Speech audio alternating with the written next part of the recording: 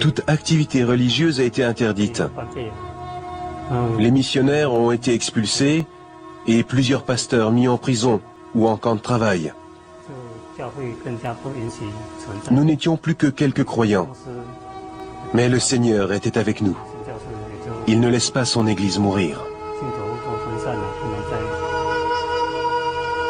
L'Église en Chine est devenue souterraine et Dieu a donné naissance au mouvement des églises de maisons. Ces groupes de chrétiens se rassemblent dans des maisons et non dans des bâtiments d'églises officielles.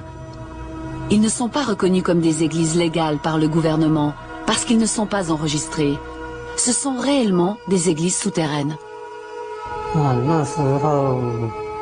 Le mouvement des églises de maisons a permis à l'Église de rester vivante. On se rassemblait secrètement, on priait, on adorait Dieu. On croyait que Dieu allait nous garder, vivants ou morts.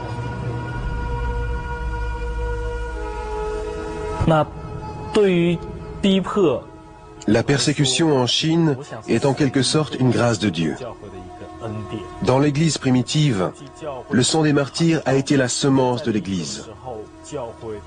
C'est pour cela qu'il y a maintenant un grand réveil en Chine.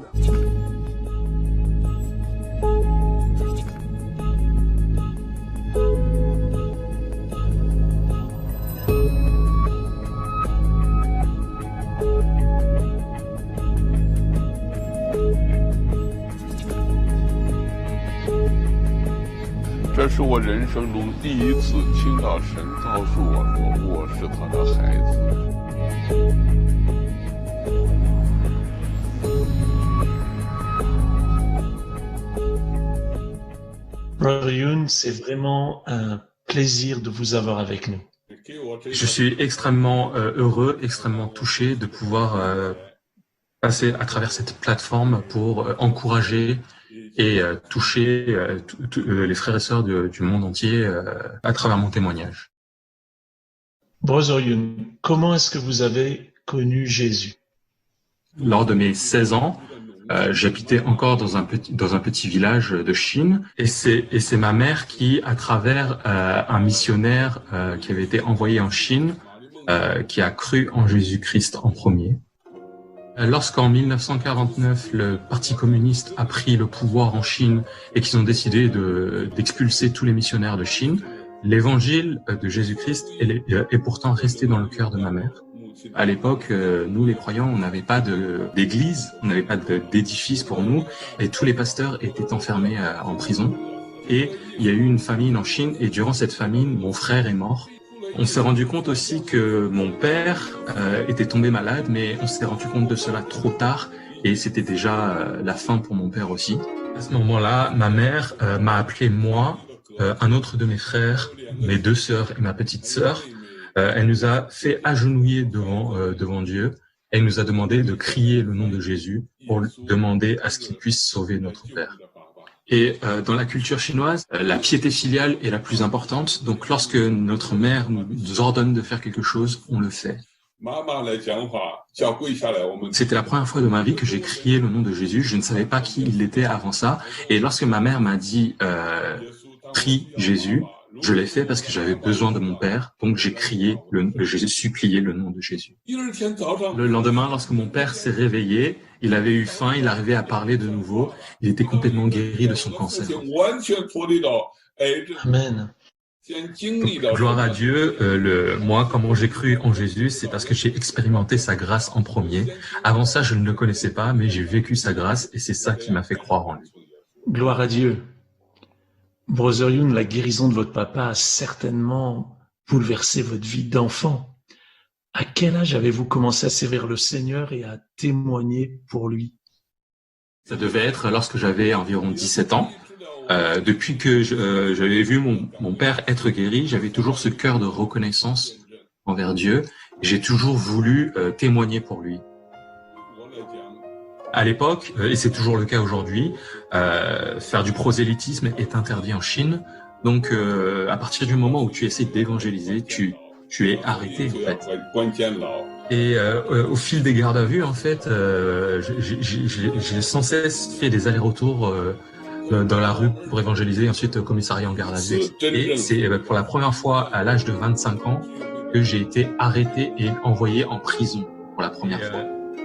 À cette époque-là, en fait, lorsque j'ai été mis en prison, on m'a donné toutes sortes de chefs d'accusation, comme l'étiquette de contre-révolutionnaire, comme des ordres à l'ordre public. Et bien que je suis allé contre la loi de ce pays, je savais que je n'étais pas allé contre Dieu. Brother Yun, parce que vous annonciez la parole de Dieu, vous avez dérangé les autorités chinoises. À quel âge a eu lieu votre première arrestation et combien de temps avez-vous été emprisonné? La première fois en fait que j'ai été arrêté par les policiers, la toute première expérience, j'ai été apeuré, en fait, j'étais paniqué, j'avais très très peur. Et alors même que les policiers m'embarquaient, j'ai commencé à crier « Jésus, Jésus, où es-tu? J'ai besoin de toi, je suis en train d'être arrêté. » Et à ce moment-là, j'ai entendu une phrase qui disait « N'aie pas peur, je sais. » Et c'est vraiment une voix puissante qui est sortie de moi, en fait, qui est sortie de moi. Et à ce moment-là, j'ai su « Je suis enfant de Dieu. Je suis enfant de Dieu, je n'ai pas besoin d'avoir peur car Jésus m'aime. » Et ainsi, la première fois que j'ai été envoyé en prison, j'ai fait 4 ans de prison. Et à ces 4 ans, s'est ajouté 2 ans supplémentaires, donc j'ai fait 6 ans en tout. La deuxième fois que j'ai été envoyé en prison, ça a été pendant 3 ans. Je veux préciser à tous nos frères et sœurs et à tous nos internautes qui m'écoutent maintenant, je n'ai commis aucun péché, je n'ai rien fait de mal. J'ai uniquement été arrêté du fait que je transmettais la parole de Dieu. À part cela, je n'avais rien fait de mal. Pendant ces années de prison, vous avez été torturé.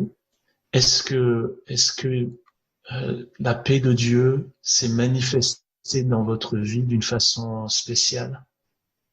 Et effectivement, lorsque j'étais torturé, ça faisait très très mal, mais ce n'était pas dur, ce n'était pas pénible pour moi, parce que en moi il y avait la joie de Dieu.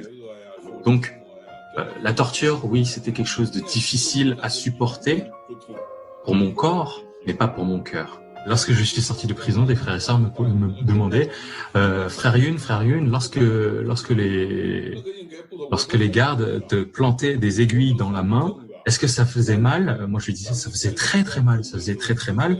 Mais je pensais à cette gloire que j'allais recevoir plus tard dans le royaume de Dieu, car souffrir, être persécuté au nom de Jésus, c'est une bénédiction. Vous avez vraiment su que Dieu était avec vous aussi parce qu'il a accompli un miracle très spécial pour vous faire sortir de prison une fois. Est-ce que vous pouvez nous le raconter? Sans exception, nous avions tous subi toutes sortes de tortures ou de persécutions à cause de l'évangile. Et à l'époque, moi, c'était mes 2 jambes qui avaient été cassées. On m'avait cassé mes 2 jambes et on n'avait aucun espoir pour moi pour que je puisse remarcher un jour. Beaucoup de mes frères et sœurs, même moi, ça n'a pas toujours été un moment victorieux pour moi en prison, puisque il y a eu des moments où nous avons douté, de cet appel de Dieu, où nous avons douté de ce qu'on faisait pour Dieu. Voilà, on avait douté. Seigneur, il rentre et sort de prison, puis revient durant à peine 2 ou 3 ans, et il est de nouveau arrêté. Je m'inquiétais du besoin de mes enfants d'avoir un père. Je priais sans cesse, je ne pouvais rien faire d'autre. Tout ce que je pouvais faire, c'était prier. En prenant soin de mes enfants, mon cœur était plein de frustration. Mon mari, frère Yun, était en prison et j'ai moi-même été arrêtée et mise en prison une fois. Qu'allait-il arriver à mes enfants? À cette époque, je me sentais si faible que je n'arrivais même pas à prier.